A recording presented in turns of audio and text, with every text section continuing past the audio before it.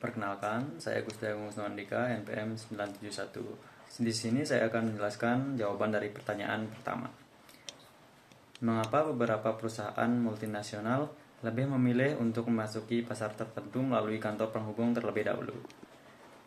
Beberapa perusahaan multinasional memilih masuki pasar baru melalui kantor penghubung karena pendekatan ini menawarkan beberapa keuntungan strategis dan operasional, antara lain. Yang pertama, biaya yang lebih rendah. Kantor penghubung biasanya lebih murah untuk didirikan dibandingkan dengan cabang penuh atau perusahaan lokal.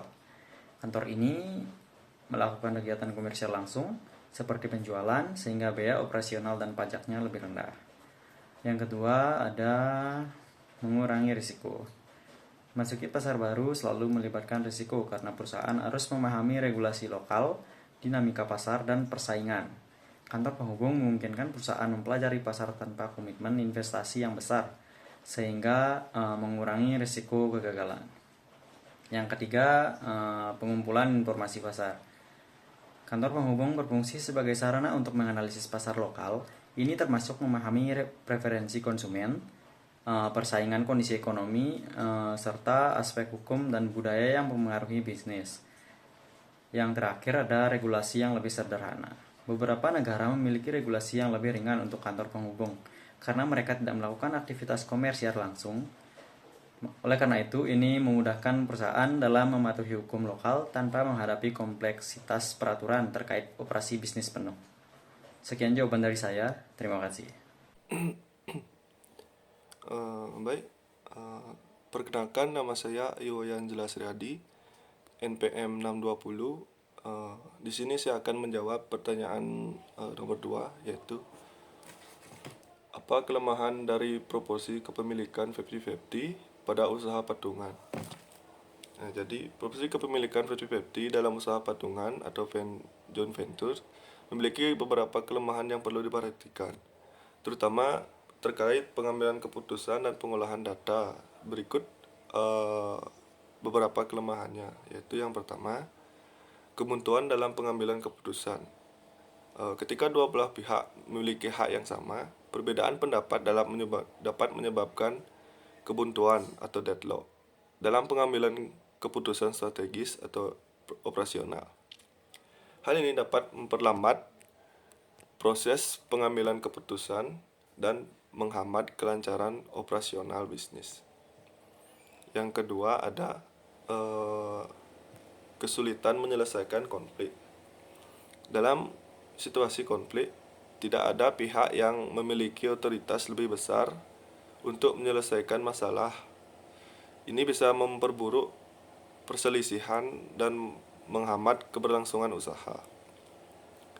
Jika ada mekanisme penyelesaian konflik yang jelas, seperti mediasi atau arbiter, usaha dapat terancam stagnasi. Yang ketiga, ketergantungan pada kerjasama yang harmonis. Model 50-50 sangat bergantung pada hubungan yang baik antara para mitra. Jika terjadi ketegangan atau kekurangan kepercayaan, hal ini dapat mempengaruhi kelangsungan usaha secara keseluruhan. Dan yang keempat ada sulit menentukan arah strategis. Dalam situasi di mana kedua belah pihak memiliki visi yang berbeda mengenai arah strategis usaha, sulit untuk mencapai kesepakatan tanpa ada pihak yang lebih dominan. Jawaban nomor 2 ini akan dilanjutkan oleh teman saya. Terima kasih. Baik, di sini saya akan melanjutkan jawaban dari teman saya. Kenalkan, nama saya Ibnu Gede Wahyudiantara, MPM 1616. Yang kelima ada pembagian tanggung jawab yang tidak jelas. Tanpa pembagian tanggung jawab yang tidak diferensial dengan baik, kedua pihak mungkin merasa bahwa mereka berkontribusi lebih besar dibandingkan pihak lain, yang dapat memicu konflik.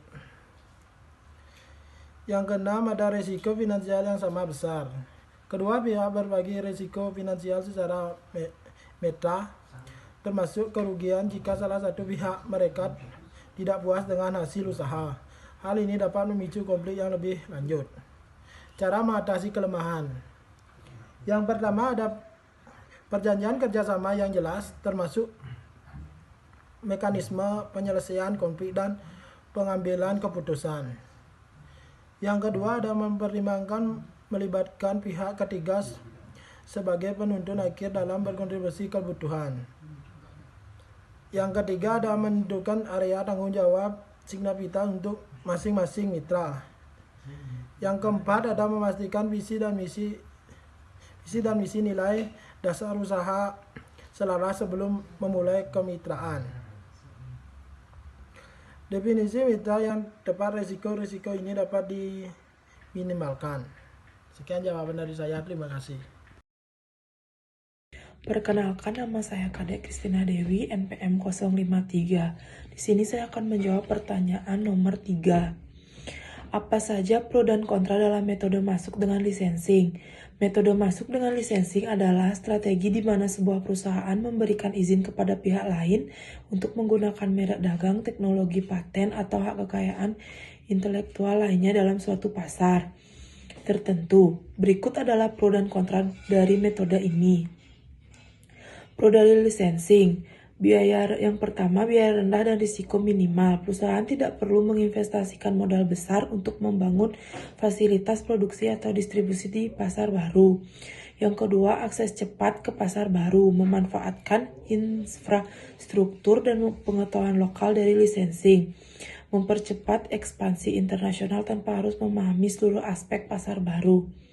Yang ketiga, pendapatan pasif. Perusahaan memperoleh royalti secara rutin dari licensing tanpa perlu terlibat langsung dalam operasi bisnis. Yang keempat, fokus pada kompetensi inti. Perusahaan dapat tetap fokus pada pengembangan produk dan teknologi, sementara licensing menangani aspek lokal. Yang kelima, mengurangi hambatan regulasi. Lisensi yang sudah beroperasi di pasar lokal lebih memahami aturan dan regulasi setempat. Selanjutnya ada kontra dari licensing. Yang pertama, kehilangan kontrol. Perusahaan memiliki kendali terbatas atas bagaimana merek atau teknologi digunakan yang dapat memengaruhi reputasi. Risiko licensing tidak menjalankan bisnis sesuai standar. Yang kedua, risiko kebocoran teknologi. Licensing bisa mempelajari teknologi atau metode yang dilisensikan kemudian menjadi pesaing langsung setelah lisensi berakhir. Yang keempat, ketergantungan pada partner lokal. Jika lisensi tidak kompeten atau gagal menjalankan bisnis, ini dapat merugikan perusahaan pemberi lisensi. Yang kelima, kesulitan menegakkan perjanjian. Dalam beberapa kasus, licensing mungkin melanggar kontrak dan penyelesaian hukum dapat memakan waktu serta biaya.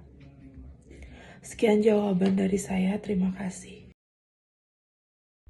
Selanjutnya saya akan menjawab pertanyaan soal nomor 4.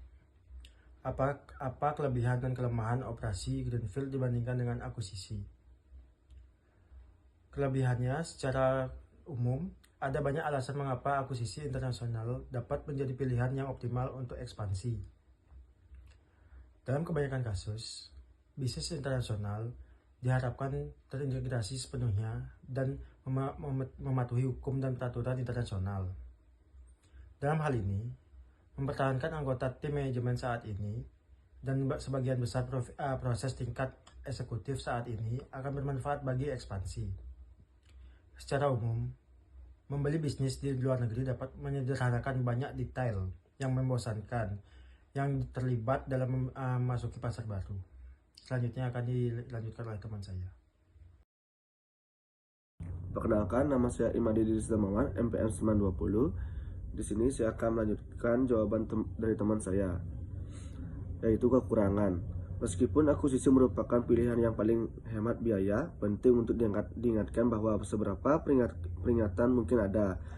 Salah satu masalah potensial utama adalah bahwa ketika membeli sebuah perusahaan, mungkin ada hambatan regulasi yang menghambat akuisisi karena skala dari dua bisnis gabungan setelah akuisisi atau karena alasan lain. Persetujuan regulasi internasional bisa memakan waktu lama. Persetujuan ini juga dapat mengakibatkan pemblokiran seluruh akuisisi atau persyaratan investasi tertentu yang dapat menjadi masalah bagi sebuah transaksi. Terima kasih. Perkenalkan, nama saya Putu Wulan Yuriska Safitri, NPM 052. Di sini saya akan menjawab pertanyaan nomor 5. Mekanisme apa yang dapat digunakan perusahaan untuk melindungi diri mereka sendiri dari hubungan kemitraan yang berakhir buruk? Jawabannya, perusahaan dapat menggunakan beberapa mekanisme untuk melindungi diri mereka dari hubungan kemitraan yang berakhir buruk. Di antaranya, yang pertama, perjanjian kemitraan yang jelas. Menyusun perjanjian kemitraan yang jelas mengenai hak, kewajiban, dan tanggung jawab masing-masing pihak. Yang kedua, ada klausul pengakhiran yang tertulis. Menyertakan klausul pengakhiran dalam perjanjian yang menjelaskan syarat-syarat pengakhiran kemitraan, baik atas dasar kesepakatan bersama maupun salah satu pihak ada yang melanggar kesepakatan. Yang ketiga, ada due diligence. Melakukan due diligence yang cermat sebelum memasuki kemitraan yang memastikan pihak yang akan bermitra memiliki reputasi yang baik. Yang keempat, ada pengawasan dan pemantauan. Mengawasi jalannya kemitraan untuk memastikan kedua pihak mematuhi perjanjian. Yang kelima, klausul penyelesaian sengketa.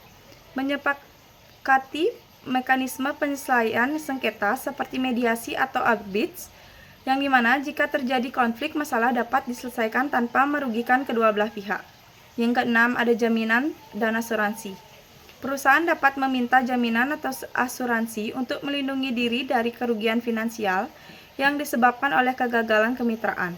Yang ketujuh, ada komunikasi yang terbuka dan teratur. Menjaga komunikasi yang jelas dan transparan selama kemitraan berjalan. Hal ini dapat membantu mencegah terjadinya miskomunikasi dan memfasilitasi penyelesaian masalah sejak dini. Sekian dari saya, terima kasih.